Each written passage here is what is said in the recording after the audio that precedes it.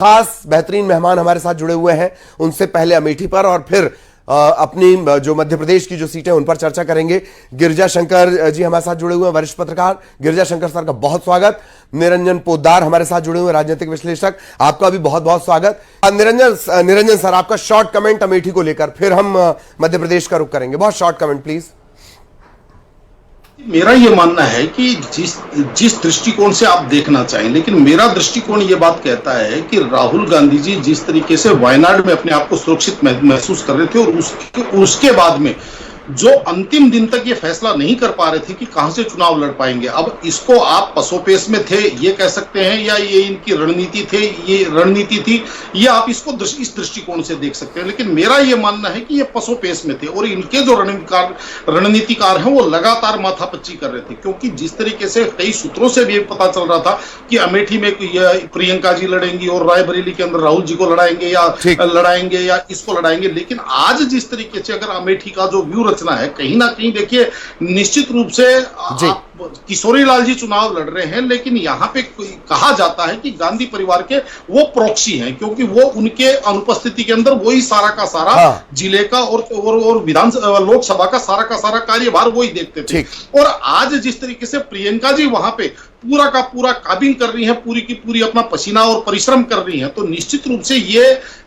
चुनाव गांधी परिवार से इतर नहीं माना जा सकता। इसके अंदर ऐसा नहीं है कि अगर अमेठी से चुनाव कोई छोटा चुनाव बन गया। और जिस तरीके से स्मृति ईरानी जी ने जो अमेठी के साथ जो अपना एक कनेक्ट रखा है पिछले 5 वर्षों के अंदर, तो आप ये मान के चलिए कहीं ना कहीं उन्होंने अपना वहां पे धरातल पे यूं कहें कि जो जड़ जमाई है, निश्चित रूप से वो आज की तारीख में अमेठी के अंदर भारी नजर आ रही है, चुनाव के अंदर आगे नजर आ रही है। बाकी देखिए वो अमेठी की जनता है, वो क्या परिणाम देती है। हाँ, जनता, जनादेश, शायद यही सबसे ज्यादा जरूरी शब्द होता है। ठीक, निरंजन सर, आपका कमेंट विदिशा को लेकर।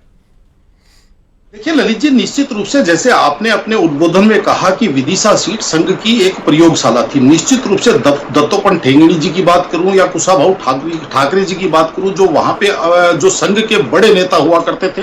और वहां पे अपने प्रवास के दौरान जिस तरीके से उन्होंने उस क्यारी को, यानी कि विदिशा को, वो अपने आप में एक क्यारी कहते थे, और क्यारी के अंदर उन्होंने जिस तरीके से जल से उसको सींचा, और आज जिस तरीके से विदिशा की अगर राजनीतिक पृष्ठभूमि से हम देखें तो विदिशा एक ऐसी सीट बन गई कि यहां से ये इतनी महत्वपूर्ण सीट होगी कि यहां से जीत के आने वाला व्यक्ति अपने आप में एक महत्वपूर्ण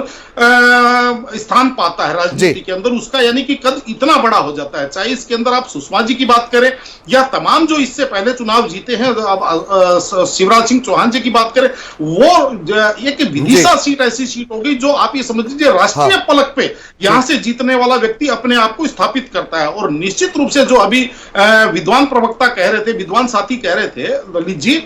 आज विदिशा के अंदर मेरे हिसाब से हार जीत का तो कोई फैक्टर है नहीं। आज तो यहाँ पे ये है कि भाई पिछला रिकॉर्ड टूटेगा। ये जिस तरीके से आप देख रहे हैं कि 2004 से लेकर के 2019 तक उत्तरोत्तर ये मार्जिन बढ़ता जा रहा है, जी हार का अंतर या यूं कहें जीत का अंतर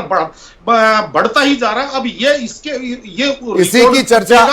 इसी की चर्चा ज्यादा है और एक वॉकओवर जैसी स्थिति जिसका जिक्र हम कर रहे थे। निरंजन सर, आपका एक्सपर्ट कमेंट सीट को लेकर शॉर्ट में सर प्लीज। जी, निश्चित रूप से जिस तरीके से खरगोन सीट को ये माना जाता है कि भाई यहाँ पे एक आदिवासी या यूं कहें कि एक एसटी बहुल सीट ये मानी जाती है। और यहाँ पे आप एक चीज और देखेंगे कि जब वो वोट प्रतिशत यानी कि वोटर टर्नआउट अच्छा होता है, भारतीय जनता पार्टी का मार्जिन बढ़ जाता है। लेकिन वोटर टर्नआउट जब गिरता है तो कहीं ना कहीं भारतीय यानी कि एक मुकाबला तो है, लेकिन इस बार भी वोटर टर्नआउट अगर मान लीजिए 74-75% के ऊपर पहुंचा है तो निश्चित रूप से एज भारतीय जनता पार्टी को हो सकता है। लेकिन कांग्रेस ने जिस तरीके से अपना प्रत्याशी दिया और उन्होंने क्षेत्र के अंदर अपने आप को जोड़ करके, और जो एक अपना वहां के जो लोकल संपर्क या यूं कहें कि उन्होंने अपनी एक जो उनके जो सामाजिक तौर से जो पिछले 3-4 सालों से वो सक्रिय थे जनता के बीच में, उस आधार पे उन्होंने जिस तरीके से अपने आप को प्रस्तुत किया है, आज भारतीय जनता पार्टी को पूरे मध्य प्रदेश के अंदर हम बात करें तो खरगोन सीट उन चुनिंदा सीटों में से है जहां भारतीय जनता पार्टी को ज्यादा परिश्रम और ज्यादा पसीना बहाना पड़ा है इस सीट के ऊपर चुनाव जीतने के लिए। जी जी जी, चलिए बहुत बहुत शुक्रिया।